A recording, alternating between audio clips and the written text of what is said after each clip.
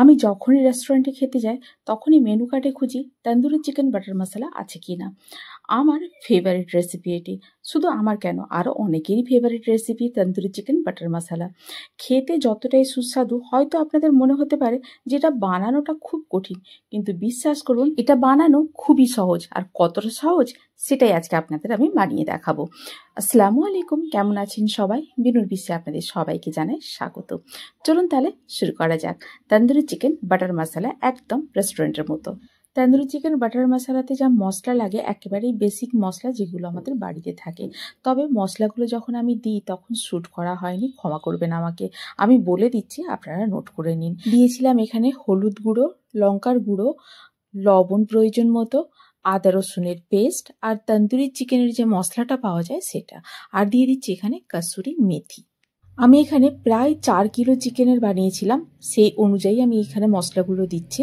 আপনারা যতটা বানাবেন সেই অনুযায়ী মশলা দেবেন। দেখছি এখানে পাতিলেবুর রস। আমি 4 কিলো চিকেনের করেছিলাম, পাতিলেবু লেগেছিল আমার প্রায় 2.5 খানার মতো। আপনারা যেরকম চিকেন নেবেন সেই অনুযায়ী কিন্তু লেবুর রসটা দেবেন। আর লেবুর রসটা দেওয়া কিন্তু খুব জরুরি, দিতেই হবে, এটা স্কিপ করা যাবে না। এবারে দিয়ে দেবো এতে সর্ষের তেল। সর্ষের তেলটাই জরুরি, সাদা তেল কিন্তু দেবো না। সর্ষের তেলের যে ঝাঁঝটা থাকে সেটাই দরকার আমাদের। দিয়ে দেবো এখানে টক দই, দিয়ে মশলাগুলোকে খুব ভালো করে মিক্স করে নেব, যাতে দইয়ের কোনো লাম্প না থাকে, যেন একটা স্মুথ পেস্টের মতো তৈরি হয়ে যায়। এবারে দিয়ে দেবো এতে চিকেনগুলো, ধুয়ে জল ঝরিয়ে রাখা চিকেনগুলো দেবো এতে। চিকেনের পিসগুলো আমি একটু বড় বড় করে রেখেছি, আপনারা আপনাদের পছন্দ মতো পিস তৈরি করতে পারেন। চিকেনগুলোকে মশলার সঙ্গে খুব ভালোভাবে মেখে নিতে হবে, একেবারে চটকে চটকে মাখাতে হবে। এরপরে দিয়ে দেবো এখানে গোলমরিচের গুঁড়ো। গোলমরিচের গুঁড়ো যে যেরকম ঝাল পছন্দ করেন সেই অনুযায়ী কিন্তু গোলমরিচের গুঁড়োটা দেবেন, কেন গোলমরিচে কিন্তু ঝাল থাকে। দিয়ে খুব ভালো করে মেখে নেব এটাকে। মেখে নিয়ে এবারে একটা কাঠ কয়লাকে পুড়িয়ে নেব, কেননা আমরা স্মোক করব চিকেনটাকে। তন্দুরি চিকেন বাটার মশলা যেটা রেস্টুরেন্টে তৈরি করে সেগুলো তন্দুরি চিকেনটাকে রোস্ট করে নেয় আগে, তারপর বাটার মশলাতে দেয়। সেই জন্য আমরা এই স্মোকি ফ্লেভারটা আনার জন্য এখানে কাঠ কয়লার স্মোক দিচ্ছি। ঘরে তো আর তন্দুর রাখা সম্ভব নয়, তাই এইভাবেই স্মোক করা যেতে পারে চিকেনটাকে। চিকেনটাকে স্মোক করে প্রায় আমি রেখে দিয়েছিলাম ঘন্টা 2 মতো, যাতে ভালোভাবে ম্যারিনেট হয়ে যায়। ঘন্টা 2 হয়ে গেছে, এবারে আমি বাটিটাকে তুলে নেব, কয়লার বাটিটা। এই যে দেখুন, চিকেনটা থেকে এখনই বেশ সুন্দর একটা স্মোকি ফ্লেভার বেরোচ্ছে। তন্দুরি চিকেন বাটার মশলার চিকেনটা যতক্ষণ ম্যারিনেট হচ্ছে, চলুন বাটার মশলাটা তৈরি করি। আবারও আমি এখানে ক্ষমা চেয়ে নেবো আপনাদের কাছে, প্রথম থেকে শ্যুট করা হয়নি এটা। কেননা আসলে যেদিন আমি এটা রান্না করছিলাম সেদিন অনেকগুলো পদই রান্না করা হয়েছিল। আপনাদের মনে থাকবে নিশ্চয়ই, আগেও একটা ভিডিও আমি আপনাদের সঙ্গে শেয়ার করেছিলাম যে আমার মামাতো বোন লন্ডনে পড়ে, সে বেড়াতে এসেছিল এখানে, তার জন্যই সব রান্না করে নিয়ে গিয়েছিলাম। ভিডিওর লিঙ্কটা আমি ডিসক্রিপশন বক্সে দিয়ে দেবো, চাইলে দেখে আসতে পারেন। এবারে বলি আমি এতে কি কি দিয়েছিলাম। দিয়েছিলাম এতে সাদা তেল, বাটার, আর 3খানা পেঁয়াজকে ডুমো ডুমো করে কেটে দিয়েছিলাম, কাঁচা লঙ্কা দিয়ে দিয়েছিলাম, আর দিয়েছিলাম এখানে টমেটোটা দিয়েছিলাম এখানে আমি প্রায় 3টের মতো বড় বড় সাইজের টমেটো। এখানে যেরকমভাবে পারেন কেটে দিতে পারেন, কেননা এটা পরে পেস্ট হয়ে যাবে। দিয়ে দেবো এতে কাজু বেশ খানিকটা দিতে হবে, আর দিয়ে দেবো এতে 4 মগজ। সবগুলোকে একসঙ্গে একটু নাড়াচাড়া করে নেব, নিয়ে দিয়ে দেবো এতে জল, যাতে খুব ভালো করে এগুলো সেদ্ধ হয়ে যায়। ঢাকনা দিয়ে দেবো। এবারে চলুন তন্দুরি চিকেনটাকে রেডি করা যাক। আমি এখানে এয়ার ফ্রায়ার ইউজ করছি। আপনাদের কাছে যদি এয়ার ফ্রায়ার না থাকে সেক্ষেত্রে কড়াতে সাদা তেল আর বাটার মিক্স করে চিকেনগুলোকে ফ্রাই করে নিলেই হবে।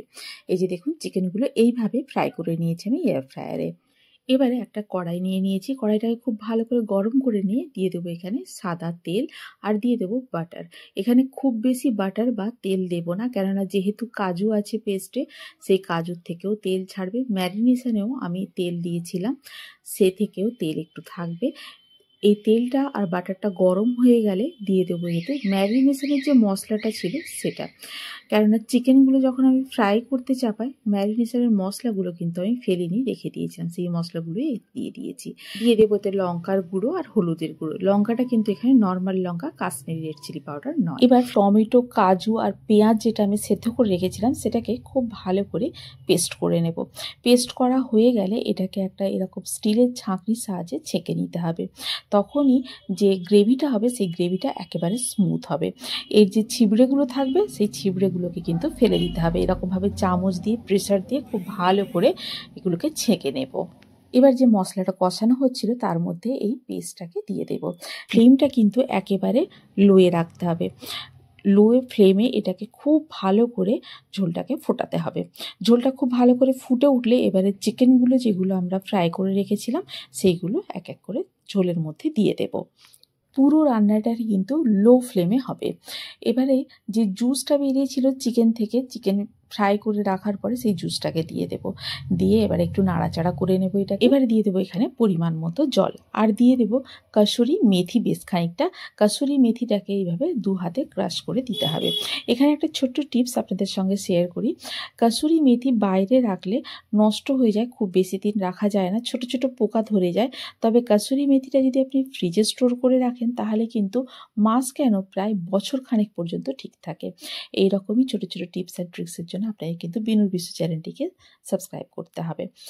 আর দিয়ে দেবো এখানে আমি ফ্রেশ ক্রিম আর বাটার কিছুটা, দিয়ে এটাকে একেবারে হালকা আঁচে হতে দেব। এই যে দেখুন ওপরে একেবারে তেল ভেসে উঠেছে, আমাদের তন্দুরি চিকেন বাটার মশলাটা কিন্তু একেবারে রেডি হয়ে গেছে। গ্যাসের ফ্লেমটা বন্ধ করে দেবো, দিয়ে আবারও একবার আমি এটাতে স্মোক দেব। গরম কাঠকয়লা দিয়ে দিয়েছি, দিয়ে ঘি দিয়ে আমি ঢাকনা দিয়ে রেখে দেবো অন্ততপক্ষে আধ ঘন্টার মতো, যাতে স্মোকি ফ্লেভারটা গোটা ঝোলে খুব ভালো করে অ্যাবসর্ব হয়ে যায়।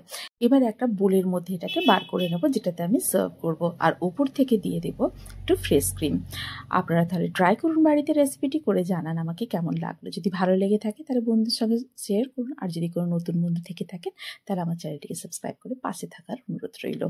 কি দেখে মনে হচ্ছে না একেবারে রেস্টুরেন্টের মতো? খেতেও হবে একদম রেস্টুরেন্টের মতো। রুটি, নান, পরোটা যে কোনো কিছু দিয়ে সার্ভ করা যেতে পারে, তবে আমি আজকে এটাকে সার্ভ করেছিলাম গরম গরম আটার ফুলকো লুচি দিয়ে।